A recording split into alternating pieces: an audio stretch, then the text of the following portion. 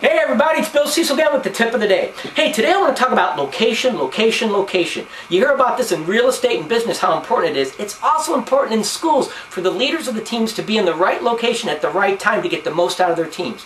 Now, I'll talk about classroom location a little bit later, but today I want to focus on location, location, location outside of your classroom. For example, two places. In the hallway when you're walking your team from one place to another, and also when you go to assemblies. There's a place you can locate yourself as the leader of the team to get the most out of your team in both of those situations. And these are things we don't talk about often, but it's good to know.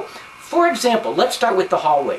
In the hallway, some teachers I notice will follow their team at the back of the line or the front of the line, and they don't turn around and see what's really going on because the line is so strung out. What you want to do is you want to place yourself outside of the line to the side of the line. Almost like in the military when you have the sergeant marching next to the soldiers. They stand outside and they stay even with the soldiers in the middle of the line to keep track of what's going on. Same thing in your hallway. Stand out to the side of the line, and that way towards the middle you can hear and see what's going on at the front of the line and the back of the line. Also, another quick tip in the hallway. Don't have your kids go from point A to point B if it's a long distance, especially if they're turning corners and going down different hallways.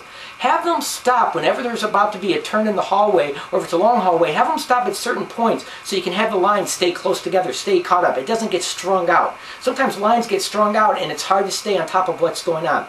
So what I'll do, for example, is I'll have a line leader, and what I'll say to the line leader is, okay, go down to that second door down there and stop please until I come down there and tell you to move forward. And so everybody eventually knows we have the same stopping points in the hallway, so they automatically know that's where we're going to stop. That allows me to know what's going on and to keep the team tight and organized before we move on to the next point. Something to think about. Also, if you're at a corner, sometimes it's best if you stand right at the corner so you can still see the line that's coming towards the corner and the line that has just passed the corner. That way you can see what's going on both sides of the corner. Something to think about. A lot of people don't talk about these things, but I thought you should think about them.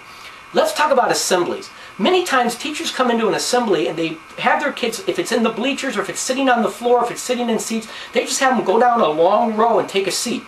I want you to break that line up. For example, if you're going to sit with your kids, which I think is always a good idea, have your kids go down that row, and about halfway down the row or halfway through your class, ask somebody to stop and leave you a seat open in the middle.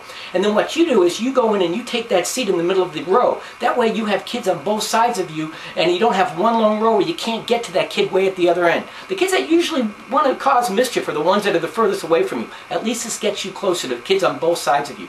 It's even better if you can break your row up into two rows. So for example, if we're in bleachers, I'll have my back row go down to a certain point, and I'll leave a space in the middle for me, and then I'll break my class up in half and have the rest of the kids fill up in front of that row.